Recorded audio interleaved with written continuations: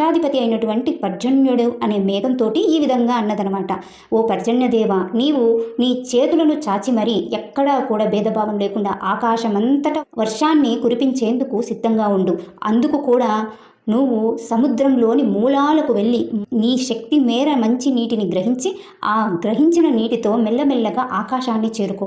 ఆ ఆకాశాన్ని చేరుకునేప్పుడు ఎలా ఉండాలి అంటే నీవు ఆ నారాయణుడి యొక్క శరీర ఛాయలా అంటే నల్లని మేఘంలా మారిపోయి ఆకాశమంతటా వ్యాపించు అంటూ ఆలస్యం చేయకుండా ఆ పద్మనాభుడి చేతిలోని సుదర్శన చక్రంలా మెరుపులను విరజిమ్ముతూ ఇక రెండవ చేతిలో ఉన్నటువంటి పాంచాజన్యం యొక్క శబ్దముతో ఉరుములను ఉరుముతూ ఆ స్వామి ధనస్సు నుండి వెల్లంపులు ఎంత వేగంగా అయితే వస్తున్నాయో ఆ విధంగా వర్షాన్ని అంతటా కురిపించు. సమభావంగా అంతటా కుండపోతగా కురిపించు. ఆ వర్షపు జల్లులలో విశ్వమంతా సంతోషంగా ఉన్నప్పుడు మేము మా మార్గలి వ్రత స్నానాన్ని చేస్తాము.